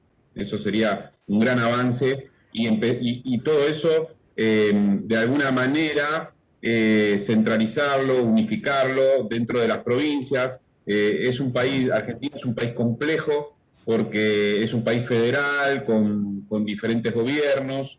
No es así, en muchos países de Latinoamérica eso no es así, y son países más centralizados, pero debemos de alguna manera las denuncias centralizarlas y que caiga o que vaya a la fiscalía que corresponde dependiendo del delito, ¿no? Porque yo sé que Horacio recibe la denuncia y al final termina diciendo, bueno, esto no es para mí, es para otro tipo de fiscalía y entonces eso también de alguna manera demora o retrasa la investigación. Bien. Yo voy a leer algunas preguntas que nos están llegando. La primera, ¿nos escucha? ¿Se escucha? Ok. La primera que nos llegaba es un poco lo que estuvieron comentando recién ustedes, pero hay una previa, digamos, antes de la denuncia, cómo un ciudadano puede identificar un posible delito informático, primero, antes de hacer. Y luego las preguntas que teníamos es cómo hacer la denuncia, si se necesita un abogado, qué pasa si voy a una comisaría y no me toman esa denuncia. Un poco, bueno, ya estuvieron hablando de este tema, no sé si pueden... Si tiene costo también. Si tienen algún costo. Bien. ¿Me escuchas también? Sí, perfecto. Sí, bueno, ahí te voy a contestar una de las preguntas que yo creo que es importante. Normalmente lo suelen hacer, suelen consultar. ¿Cómo una persona sabe que está siendo o está capturado si el dispositivo puede estar siendo víctima de algún delito, ¿no? De estos ciberatacantes. Primero lo que hay que ver y considerar, lo que tiene que saber el usuario es que puede notar un comportamiento extraño en el sistema o en el celular, ¿no? En especial en las aplicaciones. Entonces, si él detecta esto, tiene que, bueno, tratar de checar a ver si existe alguna vulnerabilidad o alguna acción. Existen algunos parámetros y ya te lo voy a mencionar que son importantes que lo consideremos. Pero fundamentalmente saber si hay un comportamiento extraño en lo que es el dispositivo. Segundo, por ahí apuntar a lo que es el historial de las llamadas, en especial la parte de que son las llamadas entrantes, cuando sean desconocidas, tener cuidado, ver ese listado.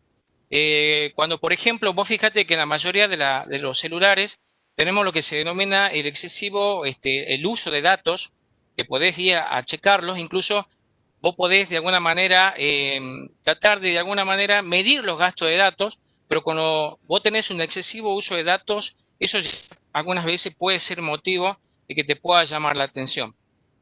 La otra cuestión y otro punto no menor es los contactos, o sea, si vos recibís algún mensaje de una persona extraña a la cual no conoces, eso también hoy en día es utilizado por los ciberdelincuentes y por ahí me apego a lo que decía Manuel, lo que decía Horacio y Adrián sobre el phishing, ¿no? En especial Adrián los remarcaba y daba algunos tips para considerarlo. Entonces, así están, de alguna manera, ellos tratando, nosotros vamos a saber si nos están vulnerando. Esas son algunas de las más puntuales que pueden pasar. Entonces, ante esta situación, ¿qué vamos a hacer? Porque ya sé que de alguna manera puede ser que esté vulnerado mi dispositivo, mi computadora, y den algunas de estas señales. Yo creo que lo más importante es instalar o considerar una solución confiable, ¿no? Que va a ser importante. Y si uno tiene un poquito de conocimiento, tratar de lo que es intentar remover ese malware, ese phishing, lo que tenga el celular. Y además, lo que fundamentalmente hacer un backup, yo creo que es importante. En especial, si ya te pasó una vez o dos veces, suele pasar alguna vez que los celulares se traban. Y sobre todo la prevención. Yo creo que mantenerlo al sistema, por ejemplo, en los casos de Android actualizado, que es importante cifrar el contenido del dispositivo, tanto ya sea para tu laptop o para tu celular, es importante. Usar el bloqueo de pantalla, no tan solo el patrón, sino el bloqueo de pantalla también en el celular. Y bueno, usar una buena, como te decía, una buena solución de seguridad para el celular. Yo casualmente tengo esos sistemas, digamos, en mi celular y de esa manera puedo enfrentar cuando tengo una situación, inmediatamente me arroja la alerta y en la posibilidad, obviamente, que se pueda tener, usar una VPN, que es un canal seguro para transmitir información, ¿no? Muy bien, gracias. Tenemos otra pregunta también relacionada a las denuncias. Preguntan si es obligatorio realizar las denuncias y también para los funcionarios de la administración pública, que si tienen obligación o alguna responsabilidad para realizar la denuncia por posibles delitos informáticos. No sé si Horacio, Manuel. ¿Sí? Horacio levanta la mano.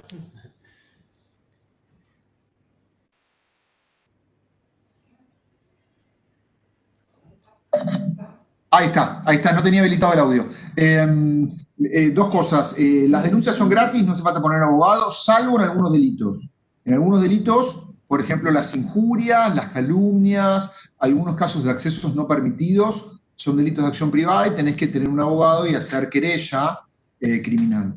Por lo general, el resto de las cosas, fundamentalmente amenazas, fraudes, no hace falta abogado. Cualquier comisaría debería poder denunciarlo. Yo he visto de la más variopinta cantidad de excusas para no querer tomar estos casos, en todo el país, digamos.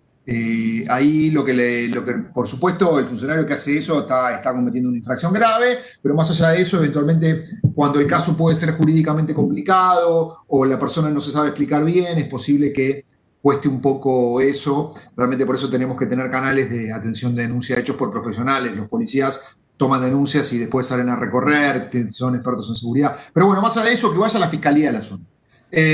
Los funcionarios públicos están obligados a denunciar los delitos de acción pública que conozcan en ejercicio de sus funciones. Con lo cual, una entidad gubernamental que tiene un ataque informático tiene la obligación de denunciar. No hay forma más clara de decirlo. Después los particulares no están obligados a hacer las denuncias. En delitos informáticos ni de nada por el estilo.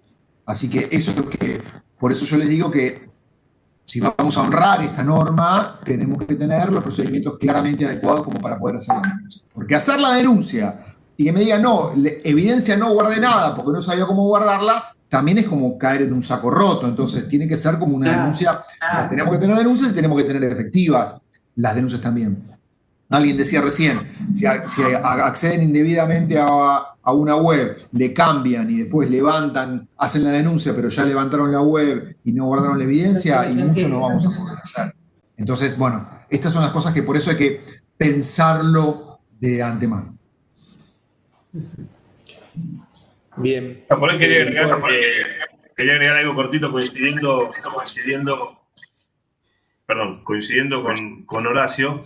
Ese tema que la concientización a todos los funcionarios que estén en estas áreas, que sepan que tienen esa obligación y esa responsabilidad, por un lado.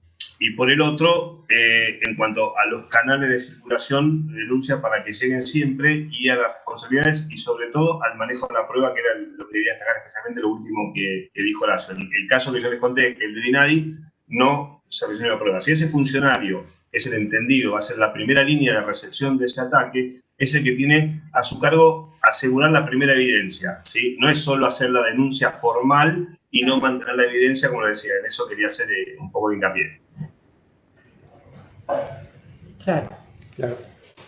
Bien, tenemos de Claudia Pereira por el canal de YouTube, hace dos preguntas. La primera es si existe normativa específica en Argentina para ciberdelitos o si hay algún proyecto de ley, o los delitos cibernéticos con normativas del derecho penal utilizados para otros delitos.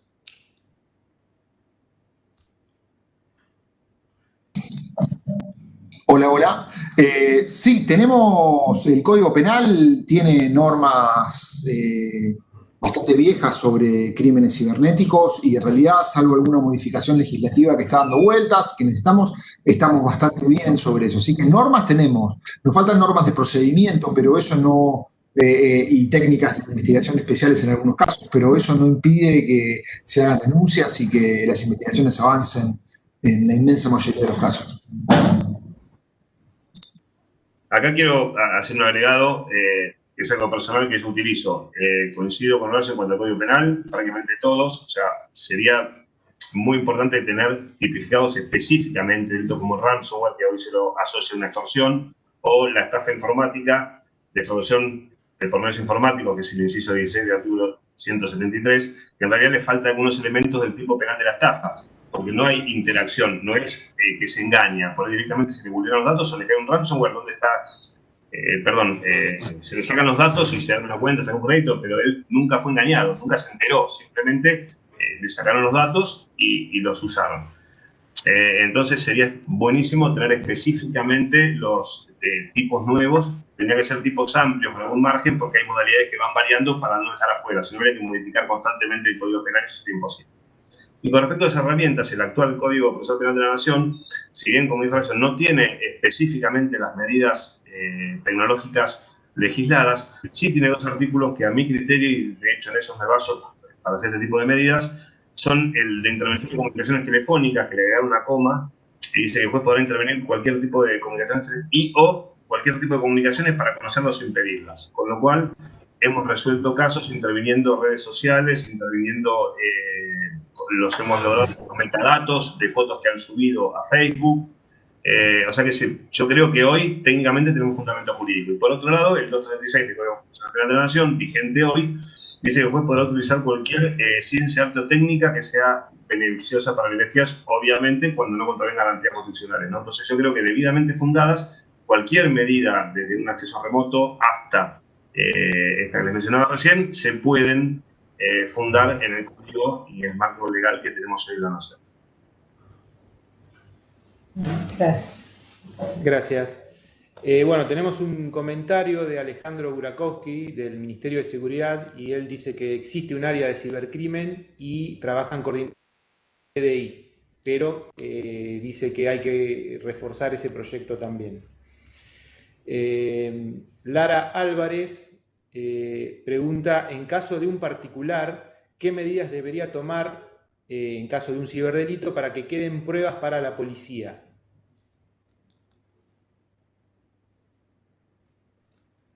¿Hola? Sí. Bueno, por ahí, pregunta Lara es algo importante que creo que Horacio, Julio, Manuel, por ahí en algún momento... hablar muteado.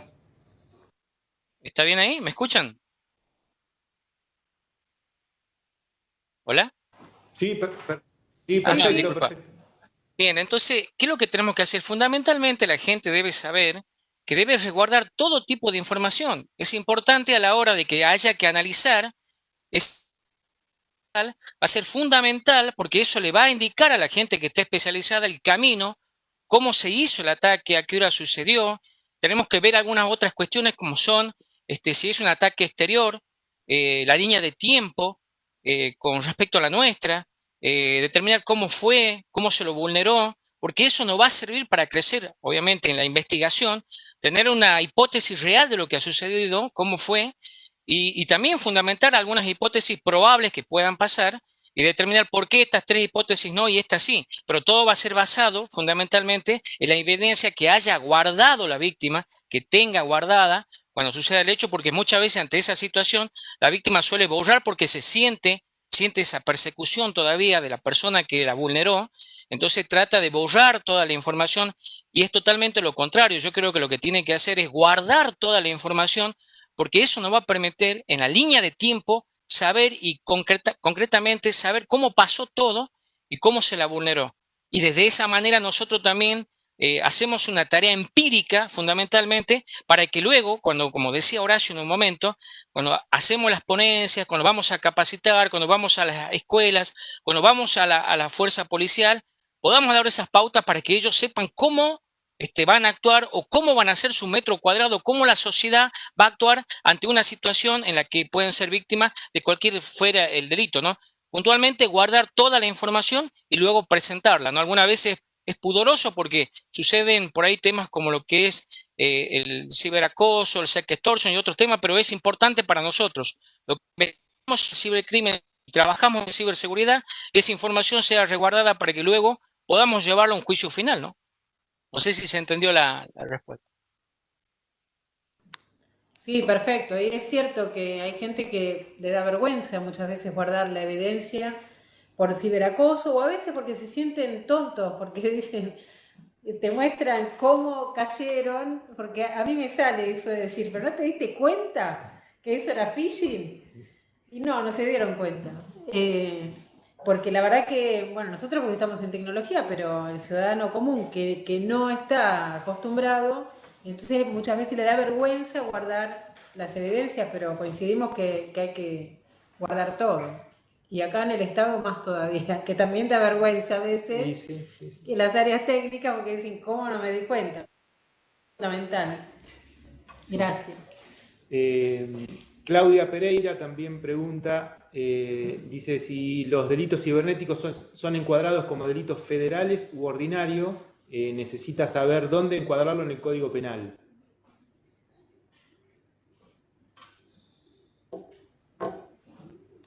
Perdón, en el Código Penal, bueno, están distribuidos. Hay delitos que son de competencia ordinaria, como por ejemplo los fraudes informáticos, y hay delitos que son de competencia federal. Todo depende de cuál delito esté denunciando. Inclusive, a nivel nacional, por ejemplo, hay delitos que son competencia de la Justicia de la Ciudad de Buenos Aires.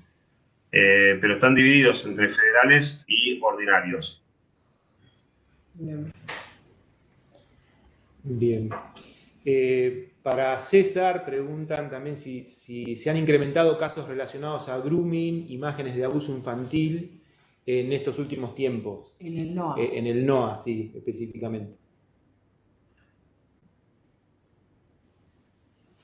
Sí, muy buena pregunta. Yo creo que se hace referencia, ¿no?, a una situación, y creo que se debatió cómo de alguna manera no tan solo estos crímenes no tienen fronteras, suceden en todos lados. Casualmente hace 7 meses atrás trabajé con el equipo de ADIAN sobre el operativo Sin Fronteras, de una persona que residía en la ciudad de Tucumán, precisamente en Alberdi, sobre los delitos de explotación sexual apuntados a niños, niñas y adolescentes. Y sí, hubo un incremento en lo que son casos de grooming, pero fundamentalmente, y lo quiero hacer hincapié, y pegándome un poco a lo que decía Adrián, en el norte lo que surgió fue la estafa telefónica.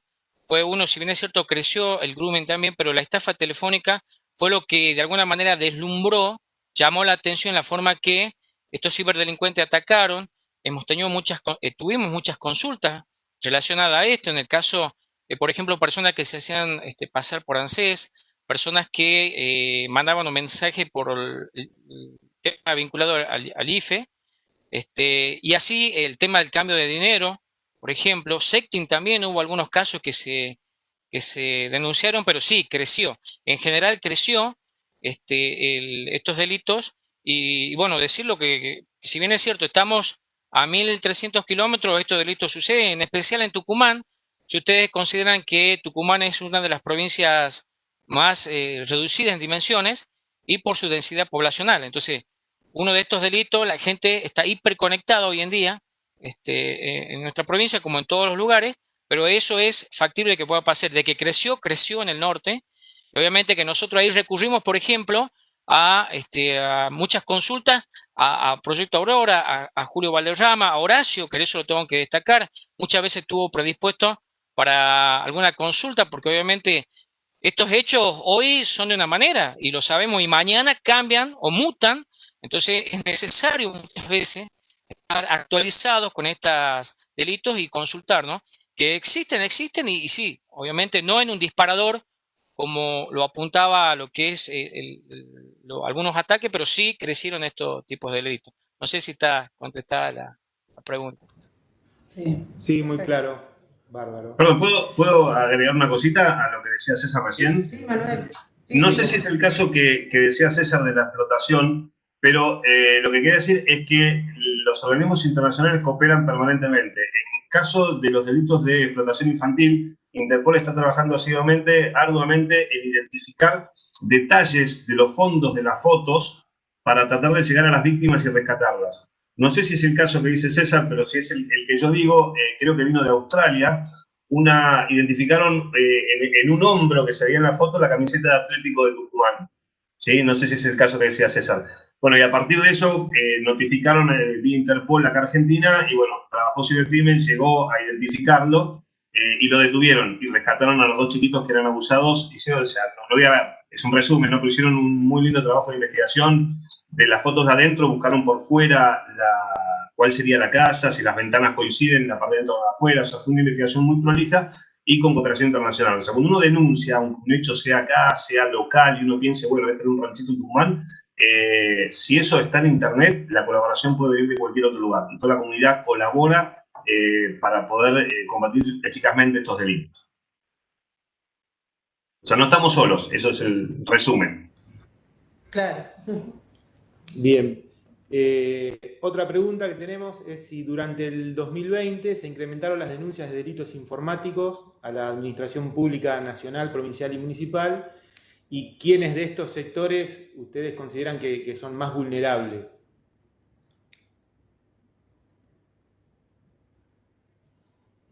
No sé si alguno puede aportar algo.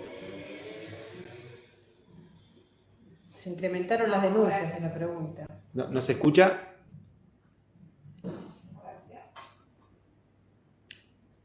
¿Escucharon la pregunta? Sí, bueno, yo te puedo hablar desde Tucumán, pero creo que apuntan a la provincia de Buenos Aires, ¿verdad?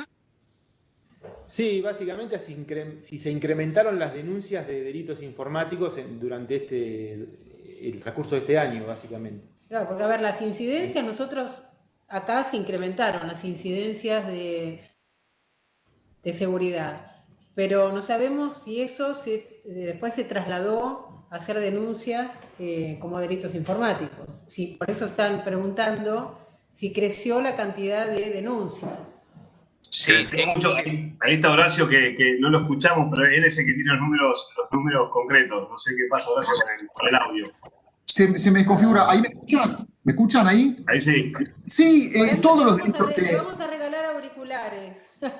Se me rompió todo. Todas las denuncias se incrementaron durante la pandemia. Se incrementaron por dos cosas. Primero, porque las comisarías no tomaban denuncias personalmente, o la gente no quería ir y empezaban a buscar emails. En el caso de la provincia de Buenos Aires tenían algún problema también con un sistema de denuncia remota, que no encontraban la opción cibercrimen, entonces nos denunciaban nosotros. No sé bien cómo pasó, pero sí, claro que se incrementaron, pero era evidente, hubo más uso de Internet. O sea, los números todavía los estamos midiendo, pero hubo más uso de Internet, entonces hubo mucho más fraude bancario, hubo mucho más fraude en compras por Internet, porque la gente empezó a comprar por Internet, de la provincia de Buenos Aires y del resto del país también. Detectamos de la provincia de Buenos Aires, tal vez por cercanía, muchísimos casos, y entendemos que otro montón de casos no entraron por nuestra boca de expendio, digamos. Dependiendo del departamento judicial, la gente podía ir a la comisaría o iba a la fiscalía o no. A lo mejor en pueblos más pequeños era más fácil, en ciudades más grandes era un poco más complicado. Entonces, la provincia es tan grande, tiene tantas cuestiones distintas. En Mar del Plata, por ejemplo, la gente recurría a la Fiscalía Federal, lo sé, me consta porque lo he visto, en otras jurisdicciones, en Bahía Blanca también. Entonces sí, crecieron y mucho en todos los lados, y es evidente, hubo mucho más penetración en Internet, y la gente estaba en la casa. Sí. Por eso nosotros sabemos que crecieron la cantidad de incidentes, pero bueno, no sabíamos cuánto se había trasladado a hacer las denuncias. Acá, bueno, que nos están escuchando porque están participando gente del Ministerio de Seguridad. En la provincia hay una aplicación que se llama Mi Seguridad, creo, una app, pero no está catalogado nada de ciberdelito. Eso es algo que después tengo que hablar con la gente del Ministerio de Seguridad. Sí, bueno, eso es lo que nos pasaba. La gente nos decía, fui a la comisaría, me mandaron una aplicación, me meto en la aplicación y no puedo meter ciberdelito. Ahora, compré una cosa en Mercado Libre y no me la mandaron. ¿Eso es ciberdelito? Ese es el tema, claro. Digamos. ¿Por qué estamos categorizando todo? Claro, entonces, ahí son los temas en los cuales empezamos. Si las aplicaciones no son intuitivas, yo no conozco la del Ministerio de Seguridad, pero en términos generales, si la aplicación no es intuitiva, entonces a mí no me deja. ¿Qué te pasó? Me estafaron. No importa si ciberdelito, si fue por telégrafo, si fue por señales de humo, si fue por ondas telepáticas. Fue un fraude. Sí. Entonces, si yo no lo puedo... Si la aplicación intuitivamente no la va llevando a eso, no se puede hacer. Después hay otro problema que tiene que ver con cómo sé yo que la persona que mandó el mail es la persona que dice ser víctima. Claro. Si no tengo forma de validar la identidad, entonces ¿de qué me sirve? Llega al juzgado eso y yo tengo que empezar de vuelta validando la identidad. Entonces, bueno, hay problemas de fondo sobre eso. Hoy la valido con DNI y número de trámite. No, los DNI y número de trámite andan dando vuelta por el país. Entonces, ni siquiera se puede validar así eso. Entonces, bueno, tenemos que empezar a pensar digamos, es mucho más de fondo. Entonces, de mientras, yo tengo que tener la aplicación y después tengo que poder ir a una comisaría y que alguien más o menos entienda un poquito de Internet y le diga, no, Si el autor está en otro país, yo no lo puedo denunciar. Si usted no sabe quién es el autor del hecho, no lo puede denunciar, como le dicen a la gente. Ahora, si yo voy y denuncio que me robaron la rueda del auto, yo no sé quién es el autor del hecho, pero la denuncia me la toman fácil. Entonces, esos son los problemas más de fondo. No hablo de la provincia, son excusas que escuché alrededor del país, pero digamos, en el medio la gente está como no sabe dónde ir. Entonces, No sabe esas son dónde las ir, cosas que tal tenemos que cual. ajustar. No sabe dónde ir, tal cual. Sí, es así. Así que bueno, acá cerramos esta presentación que la verdad que fue un lujo. Tenemos un montón de comentarios que no lo, pero todos de agradecimiento y el panel que tuvimos que realmente nos clarificó muchísimo y también nos deja preocupados por las cosas que tenemos que hacer, por lo menos desde la subsecretaría, saber que nos tenemos que ocupar de seguir adelante con este camino que empezamos del plan de ciberseguridad que tenemos que presentar a las autoridades y seguir con estas charlas de concientización, no solo para los funcionarios públicos, sino también para la población en general, ¿no? Porque nosotros podemos hacer los mejores sistemas, pero si después ingresan el número de tarjeta en cualquier que encuentran, bueno, eso es imposible de manejar desde nuestro lado. Por eso son estas charlas y estos encuentros que tenemos. Así que un agradecimiento, bueno, a los que participaron en el panel y a todos y a todas los que nos escucharon en la plataforma en Webex y también que nos siguieron en el canal de YouTube. Y bueno, el jueves que viene seguimos también con la cuarta charla, que va a ser de... Ahí tenemos, ¿no? De Centros de Respuesta de CECIR internacionales. Así que bueno, un agradecimiento y nos vemos el jueves que viene. Chao. Muchas gracias. Chao, chao. Muchas gracias, hasta luego. Gracias.